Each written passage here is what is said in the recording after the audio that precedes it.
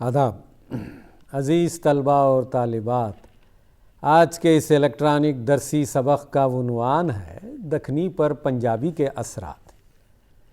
ہاں، دکنی پر پنجابی کے اثرات آپ اچھی طرح سے جانتے ہیں کہ زبان کا ایک دوسرے پر اثر انداز ہونا ایک فطری لسانی عمل ہے۔ زبان چونکہ انسانی سماج میں استعمال کی جاتی ہے، اس لیے سماج میں رہنے والے بسنے والے مختلف تہذیب، مذہب اور اخلاقیات کے ماننے والے افراد آپسی سماجی معاملات میں ایک دوسرے کی زبان کا اثر قبول کرتے ہیں۔ یہ تو آپ اچھی طرح سے جانتے ہیں۔ بڑی زبان یا بڑے علاقے میں بولی جانے والی زبان اکثر اپنی جغرافیائی حدود میں بولی جانے والی دوسرے چھوٹی زبانوں یا بولیوں کو متاثر کرتی ہے۔ جس زبان قدیم اردو پر اثرات کا مطالعہ آپ نے کیا ہوگا، یعنی پنجابی، اس نے برج بھاشا، ہریانی اور راجستھانی وغیرہ کے ساتھ مل کر اردو کو مخصوص علاقائی صوتیوں اور صرفیوں سے متاثر کیا ہے۔ اس سے تو آپ واقف ہیں۔ بعض ماہرین کا خیال ہے کہ دکنی اردو جو جنوبی ہند میں برگ و بار لائی، پنجابی سے بہت متاثر ہے۔ ثبوت میں وہ قلی قطب شاہ، ابراہیم عادل شاہ اور ابن نشاطی کی شاعری کے حوالے دیتے ہیں، لیکن واضح رہنا چاہیے کہ دکنی پر پنجابی کے اثرات عام اثرات نہیں تسلیم کیے جا سکتے، جنہیں دکنی بولے والے عام معاشرے کی افراد کی زبان میں تلاش کیا جانا چاہیے۔ عام افراد کی زبان پر یہ اثرات شاذ ہی نظر آتے ہیں، اس لیے مخصوص ادبی مثالوں کو ان کے فنکاروں کی زبان دانی کا اظہار اور خود انہیں تک محدود سمجھنا بے جا نہیں۔ 12ویں 13ویں صدی عیسوی میں ہندوی کے وجود پر بحث کرتے ہوئے شمس الرحمن فاروقی بھی اردو کا ابتدائی زمانہ کتاب میں باب 3 میں لکھا ہے کہ مسعود سعد سلمان نے محض استادی اور قادریہ کلامی کے مظاہرے کے لیے ہندی اور ہندوی لکھا۔ شرق اوسط اور زمانے وسطی کے ادبی سماج میں یہ کوئی نئی بات نہ تھی۔ شعراء اپنی قدرت کلام اظہار کے لیے کئی زبانوں میں شعر کہتے تھے۔ یہ رسم ہمارے یہاں انشاء اور ذوق تک باقی رہی۔ یہ بات البتہ صحیح ہے کہ شمالی ہند میں ہندوی پر اس کے تشکیلی دور میں پنجابی نے اپنے اثرات مرتب کیے ہیں، کیونکہ ابتدائی زمانے میں ہندوی کی نشو و نما پنجاب، دہلی، راجستھان اور مشرق میں 2 آبے کے علاقوں میں ہوئی۔ اس زمانے کی ہماری زبان اپبھرنش کا روپ رکھتی تھی اور کھڑی بولی میں ڈھل کر نکھر رہی تھی۔ یہ بات آپ کو یاد رکھنا چاہیے۔ اپنے اسی نئے روپ میں علاء الدین خلجی کی افواج اور پھر محمد تغلق کے دارالسلطنت کی تبدیلی سے، یعنی جب محمد تغلق نے دارالسلطنت کو دہلی سے دیوگری کو منتقل کیا تھا، تو آپ کو یاد ہونا چاہیے کہ میں نے اس سے پہلے بھی کہا تھا، دارالسلطنت کی تبدیلی سے پورے دلی والوں کے ساتھ ہندوی دکن میں وارد ہوئی تھی۔ دکن میں یہ زبان دوسری بولیوں کے علاوہ پنجابی کے چند اثرات ضرور ساتھ لائی تھی، مگر آگے چل کر یہ اثرات معدوم ہو گئے۔ لہٰذا ہمارے مطالعے کا رخ یہ ہونا چاہیے کہ زمانے آغاز میں ایک اہم علاقائی زبان ہونے کی حیثیت سے پنجابی نے اردو پر کیا اور کیسے اثرات مرتب کیے۔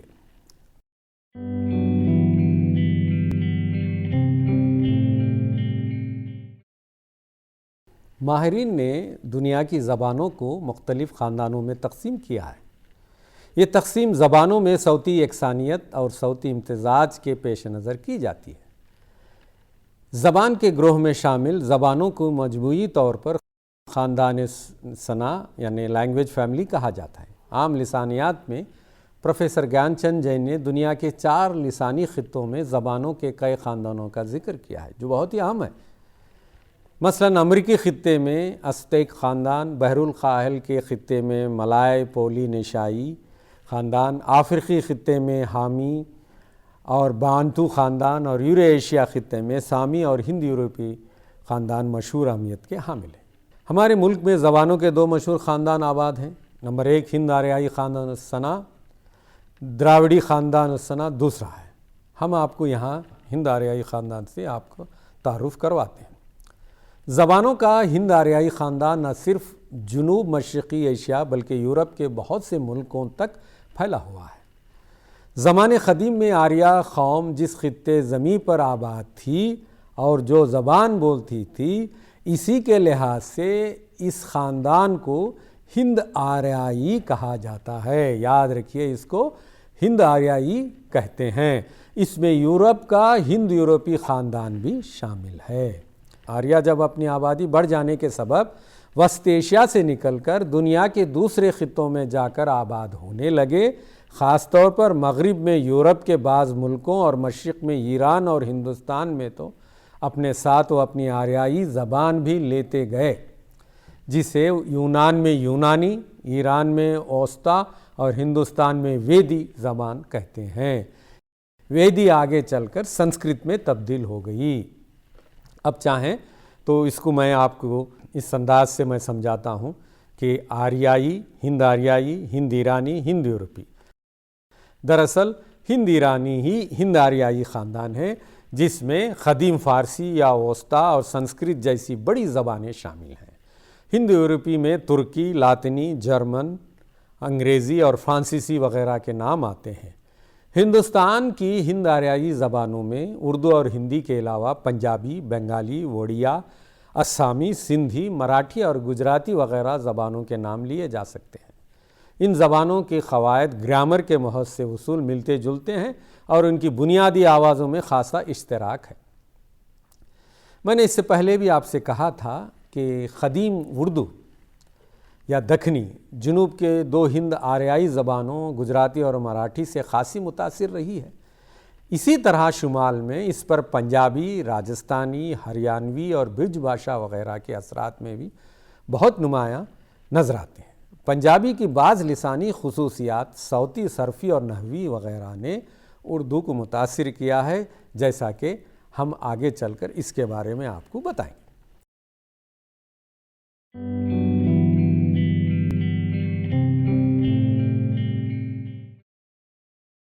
عزیز طلبہ اور طالبات، آئیے ہم آپ کو پنجابی کا مختصر تعارف کروائیں۔ جارج گریسن نے پنجابی کو ہندوستان میں ہند آریائی زبانوں کی شمال مغربی شاخ میں رکھا ہے۔ مغربی پنجابی کو لہندہ اور مشرقی پنجابی کو لاہور بھی کہتے ہیں۔ ڈاکٹر مسعود حسین خان نے مقدمے تاریخ زبان اردو میں کہا ہے کہ دیکھیے، وہ لکھتے ہیں، لہندہ اور مشرقی پنجاب کے حدود کچھ اس طرح ملے ہوئے ہیں کہ بعض سرحدی اضلاع کے اندر دونوں میں امتیاز کرنا دشوار ہو جاتا ہے۔ دونوں زبانیں اس غیر محسوس طریقے پر گھل مل جاتی ہیں کہ گریسن کو یہ کہنے پر ذرا باک نہیں کہ کسی زمانے میں سارے پنجاب پر لہندہ کی ایک نہ ایک شاخ چھائی ہوئی تھی۔ مقدمے میں ڈاکٹر مسعود حسین خان نے گریسن کے حوالے سے پنجابی کو شورشنی اپبھرنی سے نشوونما پانے والی زبان تو کہا ہے، مگر انہیں اس بات پر خود اعتبار نہیں، چنانچہ کہتے ہیں، ذرا دیکھیے کیا کہتے ہیں ڈاکٹر صاحب، جدید زبانوں کے رشتے ناطے قدیم پراکرتوں اور اپبھرنشوں سے اتنی آسانی سے نہیں ملائے جا سکتے۔ پھر وہ یہ نتیجہ اخذ کرتے ہیں کہ شورشنی اپبھرنی سے موجودہ پنجابی، راجستھانی اور مغربی ہندی کی بولیاں نکلی ہوں، یہ سمجھ میں نہیں آتا۔ اردو بھی شورشنی اپبھرنش کے ایک روپ کھڑی بولی کی ترقی یافتہ شکل ہے، اس لیے پنجابی اور ہریانہ وغیرہ سے جو ہم رشتہ زبانیں ہیں، اردو کا متاثر ہونا فطری امر تھا۔ پنجاب کو اردو کی جائے پیدائش ثابت کرتے ہوئے محمود شیرانی پنجابی کے متعلق یہ معلومات دی ہیں، یعنی ان کی ایک مشہور کتاب ہے پنجاب میں اردو، اس میں کہتے ہیں کہ ملک پنجاب کی زبان پنجابی کے نام سے موسوم ہے۔ امیر خسرو اس کو لاہوری بھی کہتے ہیں اور ابو الفضل اسے ملتانی کہتا ہے۔ مغربی مورخین نے مشرقی اور مغربی پنجابی میں اسے تقسیم کر دیا ہے۔ مشرقی حصے کا نام پنجابی رکھا ہے اور مغربی حصے کی زبان کا نام لہندہ، مگر اہل پنجاب اس فرق کو نہیں مانتے۔ ان کا بیان ہے کہ پنجابی اور لہندہ ایک ہی چیز ہے۔ اب ہم آگے چل کر دیکھتے ہیں کہ افغان اور ترک فوجیں پنجابی کے راستے ہندوستان آیا کرتی تھیں، اس لیے پنجاب میں مسلمانوں کی بڑی تعداد آباد تھی۔ اس میں علماء و صوفیاء، فنکار، تاجر اور اہل حرفہ کی کثرت نے جو لسانی معاشرہ بنایا تھا، پنجابی زبان اس میں اظہار خیال کا ایک اہم ذریعہ بن گئی تھی۔ یعنی آپ دیکھتے ہیں کہ یہ جو افغان اور ترک کے فوجیں اور یہاں کے جو نوآباد علماء، صوفیاء، فنکار، تاجر تھے، کیسا لسانی معاشرہ بنایا۔ اس پنجابی زبان اس میں اظہار خیال کا ایک اہم ذریعہ بن گئی تھی۔ شیرانی لکھا ہے کہ شیخ فرید الدین پنجابی کے پہلے شاعر تھے۔ ان کے علاوہ متعدد اہل قلم نے اخلاق و مذہب اور تصوف کے تعلیم کے لیے پنجابی میں رسالے تحریر کیے تھے۔ لامحالہ اس زبان کا اثر اسی علاقے میں رائج کھڑی بولی پر ہوا ہی ہوگا۔ پنجابی کے علاقے اس کے لسانی معاشرے اور طرز تحریک کے متعلق لسانیات کی آکسفورڈ فرہنگ میں لکھا ہے کہ یہ ہند و پاک کی پنجابی ریاستوں میں بولی جانے والی ایک ہند آریائی زبان ہے۔ ہندی اردو کی طرح اس کے اہل زبان مختلف طرز میں اسے لکھتے ہیں، یعنی مسلمان عربی یا فارسی خط میں، سکھ گرو مکھی خط میں اور ہندو دیوناگری خط میں 11ویں صدی عیسوی سے رائج یہ ایک منفرد زبان ہے۔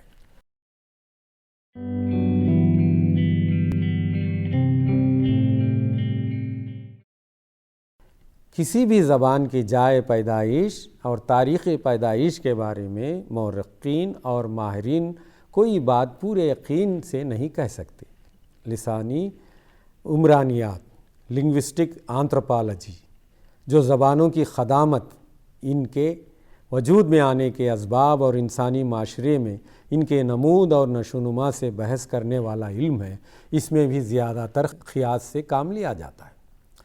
آپ مسعود حسن خان کے خیال سے واقف ہیں کہ جدید زبانوں کا رشتہ قدیم پراکرتوں اپبھرنش سے جوڑنا آسان نہیں، یعنی اس تعلق سے بھی اکثر قیاس ہی سے کام لیا گیا ہے۔ چنانچہ جب ہم قدیم اردو اور پنجابی وغیرہ زبانوں کے باہمی رشتے یا ایک پر دوسرے کے اثرات کا ذکر کرتے ہیں تو اگرچہ نظم و نثر سے بہت سی مثالیں ہم ڈھونڈ لاتے ہیں، مگر جو الفاظ اور فقرے ہم تلاش کرتے ہیں اس زمانے کی طوالت کے سبب صوتی اور صرفی لحاظ سے بہت کچھ بدلے ہوئے ہوتے ہیں۔ پھر یہ مثالیں بھی چونکہ ادبی فن پاروں سے لی جاتی ہیں، اس لیے ان پر زبان کے استعمال کا مخصوص رنگ ہوتا ہے۔ زبانوں کے ایک دوسرے پر اثرات کی تحقیق کے لیے ضروری ہے کہ زبان کے عام استعمال میں ان کی تلاش کی جائے۔ دکنی اردو اور پنجابی کے ربط کی جو مثالیں کلیات خلی، کلیات شاہی وغیرہ سے لائی جاتی ہیں، ان کا شمار دکنی میں پنجابی لفظوں کے بے حد محدود استعمال میں کیا جائے گا۔ دکنی اردو جو ایک خاص خطے زمین کی زبان تھی، یہ خطہ پنجاب سے بہت دور واقع ہے، اس پر پنجابی کے اثرات تلاش کرنا مناسب نہیں۔ البتہ قدیم اردو جو ہندی، ہندوی اور ریختہ بھی کہلاتی ہے، اس پر پنجابی وغیرہ کے اثرات عام اثرات میں شمار کیے جا سکتے ہیں، کیونکہ اردو کے آغاز و ارتقاء کا محل وقوع شمالی ہندوستان کے میدانی خطے کے سوا کوئی اور نہیں۔ یہی کی زبان دہلی سے دکن بھی آئی تھی۔ یہاں آ کر اس نے دکنی اردو کو پنجابی عناصر کے ساتھ کس طرح متاثر کیا، اس کا مطالعہ البتہ ممکن تسلیم کیا جا سکتا ہے۔ آپ جانتے ہیں کہ پنجابی کو 11ویں صدی عیسوی سے رائج بتایا جاتا ہے۔ قدیم جدید حوالوں کے مطابق اسی زمانے میں ہندوی کلام بھی تخلیق ہو رہا تھا۔ محمد وفی نے اپنے تذکرے لباء الالباب میں جو 1220 تا 1225 لاہوری شاعر مسعود سعد سلمان کے متعلق لکھا ہے کہ اس کے 3 دیوان ہیں، ایک عربی، دوسرا فارسی اور تیسرا ہندی۔ اس بات کی حمایت امیر خسرو نے اپنے دیوان غرۃ الکمال کے دیباچے میں کی ہے کہ سلمان کے 3 دیوان عربی، فارسی اور ہندی عبارت میں ہیں۔ اگرچہ سلمان کا ہندی کلام محفوظ نہیں، مگر ان شہادتوں سے اس قدیم اردو کا بالکل ابتدائی شاعر مانا جا سکتا ہے۔ آگے خسرو اپنے تعلق سے بھی کہتے ہیں میں ہندوستانی ترک ہوں، ہندوی میں جواب دیتا ہوں، میرے پاس شکر مصری نہیں کہ زبان عرب میں گفتگو کروں۔ اس بات سے ثابت ہوتا ہے کہ خسرو نے بھی ہندوی میں کلام تیار کی، جو مقدار میں کم ہونے اور انہیں کے لفظوں میں دوستوں کا نظر کر دینے کی وجہ سے ہم تک نہ پہنچ سکا۔ خسرو کے بعد ہم دیکھتے ہیں 100 سال تک کوئی ہندوی فنکار نظر نہیں آتا، یاد رکھیے۔ البتہ اسی زمانے میں گجرات میں بہاؤالدین باجن اور دکن میں فخر الدین نظامی کے نام لیے جا سکتے ہیں، جن کا ہندوی، گجری، دکنی کلام خزائن رحمۃ اللہ اور مثنوی قدم راؤ کی صورتوں میں اب تک محفوظ ہے۔ اب ہم آپ کو ایک خاکہ دکھاتے ہیں، اس خاکے کے ذریعے ہندوستان کے 3 سمتوں میں قدیم اردو کی نشو و نما کو ظاہر کرتا ہے۔ اس کو آپ غور سے دیکھیے اور اس کے بعد ہم آگے چلتے ہیں۔ اس سے پہلے ہم کو بتاتے ہیں، ایک سمت ہے شمال کی جو پنجاب میں اس کا علاقہ ہے اور زبان پنجابی ہے اور ہندوی شاعر ہیں خسرو، اور اس کے بعد سمت ہے مغرب اور علاقہ ہے گجرات، گجراتی زبان ہے اور باجن ہندوی شاعر ہیں۔ جنوب میں دکن ہے، مراٹھی ہے اور اس کے شاعر ہیں نظامی۔ قدیم اردو کے تشکیلی دور کے یہ جدول ثابت کرتا ہے کہ ہندوی، گجری اور دکنی کے نشو و نما دوسری ہند آریائی زبانوں یعنی پنجابی، گجراتی اور مراٹھی کے ساتھ ساتھ ہوتی رہی ہے، اس لیے ان کے ایک دوسرے پہ اثرات سے انکار نہیں کیا جا سکتا۔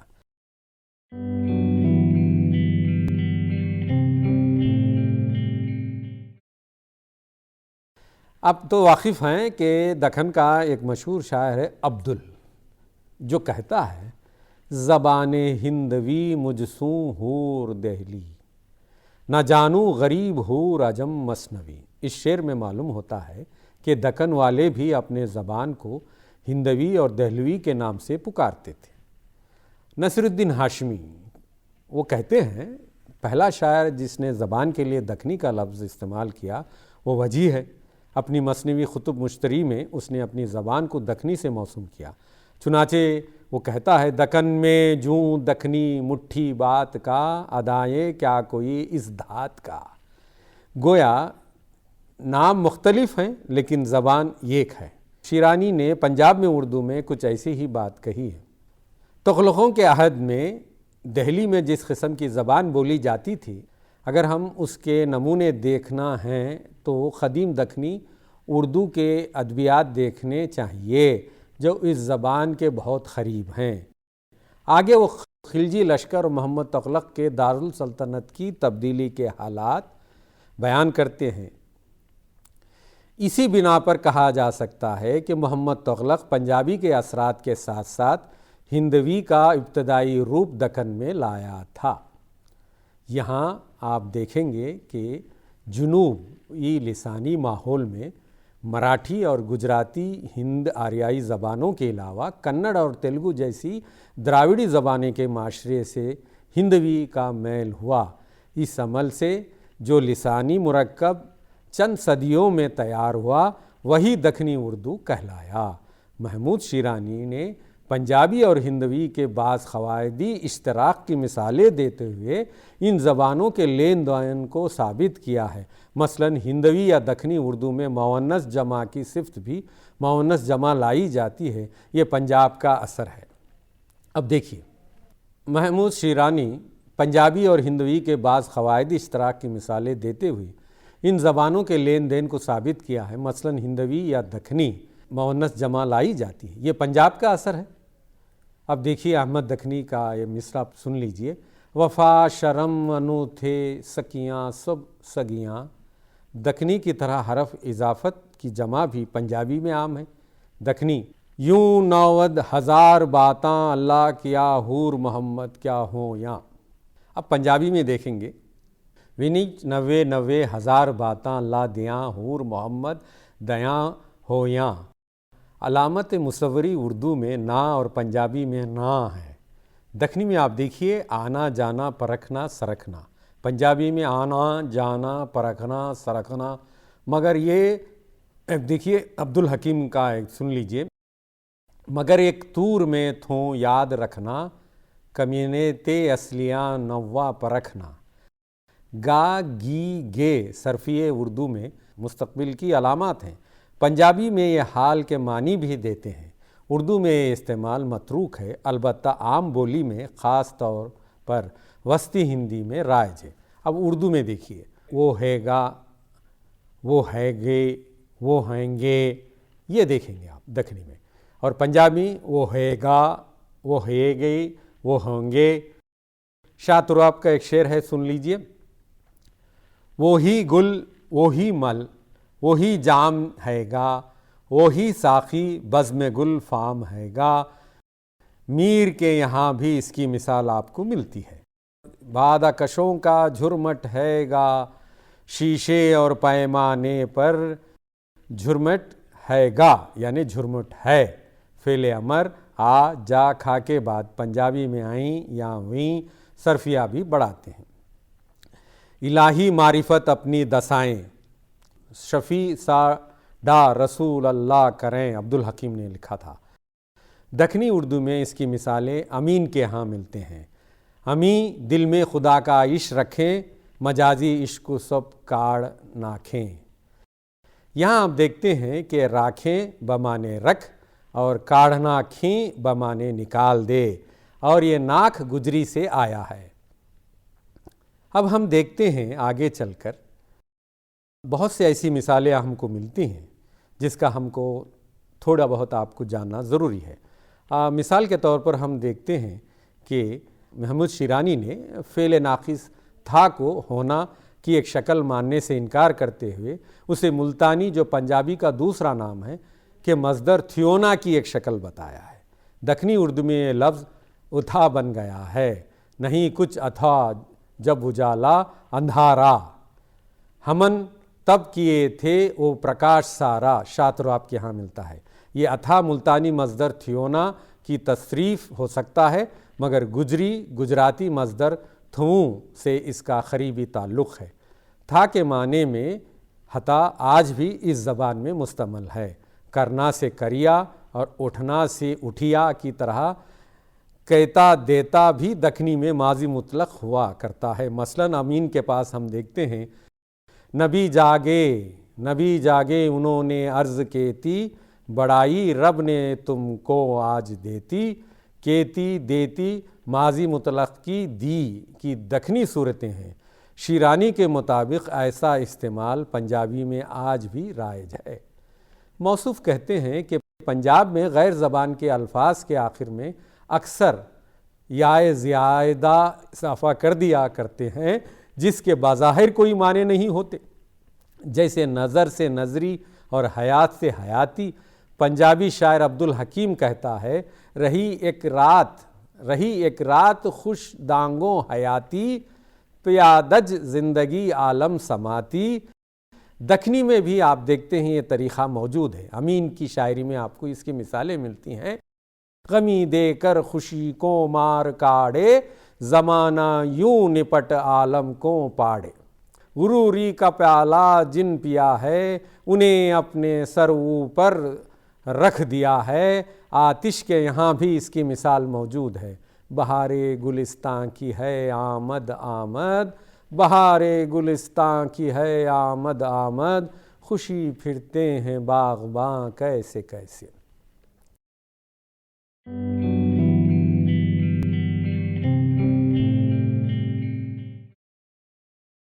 عزیز طلبہ اور طالبات، ہم نے آپ کو بہت سی اہم باتوں کی طرف ہم نے اشارہ کیا ہے۔ اب ہم آگے چل کر مختصر طور پر صوتی اور صرفی اشتراک کے بارے میں آپ کو ہم بتاتے چلیں، تاکہ آپ کو اس کے جو صوتی اور صرفی اشتراک کس طرح سے ہوا ان دونوں میں، پنجابی اور دکنی میں۔ دنیا کی تمام زبانوں میں بہت سی بنیادی آوازیں صوتی مشترک ہیں۔ آپ ہندوستان کی زبانوں میں دیکھ لیجئے، حروف تہجی کی ترتیب سے خط نظر کے، کھ، گھ اور ب، پ، ت، ٹ وغیرہ وغیرہ ایک زبان کی آوازیں کچھ رد و بدل سے دوسری زبان میں بھی پائی جاتی۔ یہی حال آوازوں کے مرکبات یعنی مرکبت آوازوں کا بھی ہے۔ کو، کوں، سے، سین، تھے، میں، می، ما، ہم جیسے حروف اردو، ہندی، گجراتی، مراٹھی، فارسی، انگریزی وغیرہ میں بھی ایک سے معنوں کے ساتھ ملتے ہیں۔ اردو کے مشہور نقاد اور پروفیسر عبدالقادر سروری نے لکھا ہے، دکنی کا سوں سے سی پنجابی سے آیا ہوا ہے۔ گجراتی کے حروف تھے، تھی، دکنی میں انہیں معنوں میں مستعمل ہیں۔ سی کا تھی بن جانا فطری بھی ہے کیونکہ دونوں قریب المخرج آوازیں ہیں۔ آپ جانتے ہیں کہ دکنی اردو کا علاقہ پنجابی کے علاقے سے بہت دور واقع ہے۔ شمال میں بنتی ہوئی ہندوی پر پنجابی کے اثرات فطری طور پر پڑے ہیں کیونکہ دونوں کا علاقہ ایک ہے۔ شمال سے آنے والے جو بولیاں اپنے ساتھ لائے تھے ان میں پنجابی سے متاثر ہندوی سب سے زیادہ اہم تھی کیونکہ ادھر دکن میں ہند آریائی، مراٹھی اور گجری کے اثر میں جو دکنی اردو پروان چڑھ رہی تھی، ہندوی کے سارے لسانی اوصاف اس میں بھی موجود تھے۔ لازماً اس نے نئی آنے والی شمالی ہندوی کو پنجابی اثرات کے ساتھ قبول کر لیا۔ اس طرح سے ہم نے آپ کو جو مثالیں دی ہیں آپ اس کو غور ضرور کیجیے۔ ہندوستان میں جدید ہند آریائی زبانوں کے اپبھرنی سے نئی نویلی بولیوں میں تبدیلی کا زمانہ 1000 سے لے کر 1500 سن عیسوی زبردست لسانی لین دین کا زمانہ کہا جاتا ہے۔ آپ کو معلوم ہونا چاہیے کیونکہ اس دور میں بہت سے زبانیں آپس میں لسانی سطح پر آپس میں لین دین کا کام شروع کر چکی تھیں۔ شمال مغرب سے افغان اور ترک حملہ ور مسلسل ہندوستان میں آتے اور چاروں اطراف پھیلتے رہے ہیں۔ نتیجے میں ان کی زبانوں کے اثرات ہندوستان کے ہر خطے میں بولی جانے والی اپبھرشنوں پر پڑے ہیں۔ کیا بنگالی اور پنجابی اور کیا مراٹھی اور کنڑی سبھی زبانوں نے نئی آنے والی آوازوں کو اتار چڑھاؤ قبول کیا۔ ہندوی شمال سے جنوب میں آئی تو پنجابی اور برج بھاشا وغیرہ کے اثرات گجرات اور مراٹھی کے اثرات کے ساتھ جنوب کے دکنی میں سرایت کر گئے۔ یہی وجہ ہے کہ ایک طرف محمود شیرانی پنجاب کو اردو کی جائے پیدائش کہنے لگے تو دوسری طرف نصیر الدین ہاشمی نے اس کے دکن میں پیدا ہونے پر اصرار کیا۔ سید سلیمان اسے سندھ میں جنم لیتا بیان کرتے ہیں تو مسعود حسین دہلی کے اردو کو جنم بھومی قرار دیتے ہیں۔ آج دکنی اردو محض ایک بولی ہے۔ ہندوستان میں ہر جگہ اور دنیا کے بہت سے خطوں میں جو اردو بولی جا رہی ہے اس کا ایک معیاری تصور قائم ہو چکا ہے جو درس و تدریس اور علمی و تقریر و تحریر میں پوری طرح استعمال کیا جاتا ہے۔ البتہ ہر خطے کے علاقیت کے اثرات آج بھی اردو ادب پر حاوی ہیں جو کبھی کبھی شعر و شاعری یا قصہ کہانی کی زبان میں واضح نظر آتے ہیں اور ایک فطری لسانی عمل ہے جو ہمیشہ جاری و ساری رہتا ہے۔ عزیز طلباء و طالبات، آج بصری سبق میں ہم نے آپ کو دکنی اور پنجابی کے اثرات کے بارے میں آپ کو ہم نے بتایا۔ اس میں ہم نے آپ کو یہ بتایا کہ کس طرح سے صوتی اور صرفی اشتراک ہوا اور کس طرح سے ایک زبان سے دوسری زبان کے بولنے والے ایک جگہ جب ایک علاقے میں خاص خطے میں جب جمع ہوتے ہیں اور وہ جب ایک دوسرے سے وہ لسانی سطح پر ان دونوں کے اشتراک ہوتا ہے کس طرح سے لین دین ہوتا ہے زبان کی سطح، اس کے بارے میں ہم نے بتایا ہے۔ آپ اگر مزید مطالعہ کرنا چاہیں تو آپ ان کتابوں سے بھی استفادہ کر سکتے ہیں۔ آپ نوٹ کر لیجئے، ایک کتاب ہے حافظ محمود خان شیرانی کی پنجاب میں اردو، اور ڈاکٹر مسعود حسن خان کی کتاب ہے مقدمہ تاریخ زبان اردو۔ اس سے ہٹ کر آپ چاہیں تو ڈاکٹر جمیل جالبی کی کتاب ہے تاریخ ادب اردو حصہ اول۔